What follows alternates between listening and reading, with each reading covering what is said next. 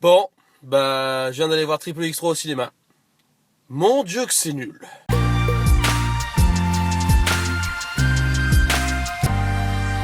Suite des aventures de Vin Diesel, alias Xander Cage, qui d'ailleurs avait laissé sa place à Ice Cube pour l'épisode 2. Réalisé par DJ Caruso, qui a également fait L'œil du mal, ou Tout for the Money, film honnête mais oubliable. Écrit, je pense, par un enfant de 4 ans, j'aimerais revenir sur les points qui font que, pour moi, Triple X Reactivated est un mauvais film. Mais juste avant de commencer, petit rappel du pitch de l'histoire, Xander Cage doit retrouver une arme de destruction massive du nom de Boîte de Pandore, qui a le pouvoir de faire tomber des satellites sur la Terre.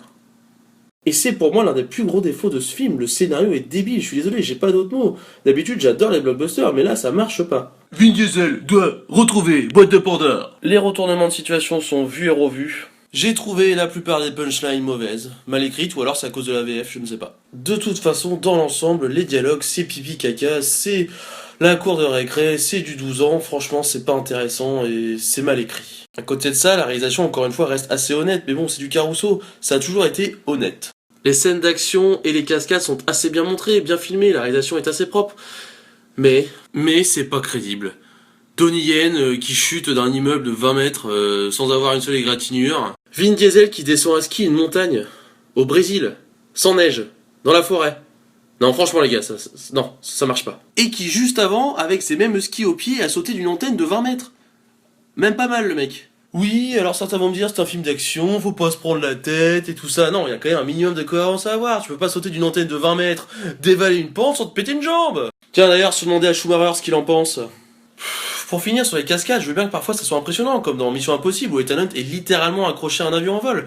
Mais là, ça marche pas. Plus de cascades, plus d'explosions, plus de fusillades, plus de nichons. En parlant de nichons, d'ailleurs, est-ce qu'on pourrait parler de la place de la femme dans ce film? Mon dieu, mais pendant 20 minutes, c'est un objet. On est au Brésil, il fait chaud, les filles sont en maillot de bain, on en profite pour faire des plans sur des culs et des nichons. On est aux Philippines, il fait beau, il fait chaud, les filles sont en maillot de bain. Bon, il fait nuit, mais on en profite pour faire des plans sur des culs et des nichons. On est à Londres, il fait nuit, il fait sûrement très froid, mais il y a quand même des filles en bikini, et du coup on fait des plans sur des culs et des nichons. Bref, vous l'aurez compris, des culs et des nichons. Et par la suite, le casting féminin ne sauve pas vraiment la donne, je trouve. Et encore une fois, nous avons droit à l'héroïne forte mais fragile à la fois, la nerd gentille mais beaucoup trop excitée, et le garçon manqué, qui sert à rien. J'oublie également le rôle de la directrice de la NSA qui est beaucoup trop sérieuse et beaucoup trop sévère pour pas que ça parte en couille par la suite. De toute façon, tous les personnages sont mal écrits, le cascadeur, le DJ, ou je les appelle comme ça parce que je sais même plus leur prénom, et je m'en fous.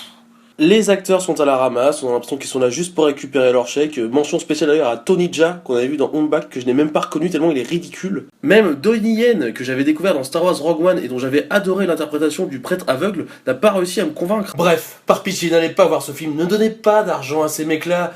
Encore une fois, oui pour des bons blockbusters, mais pas pour ce genre de daube infecte.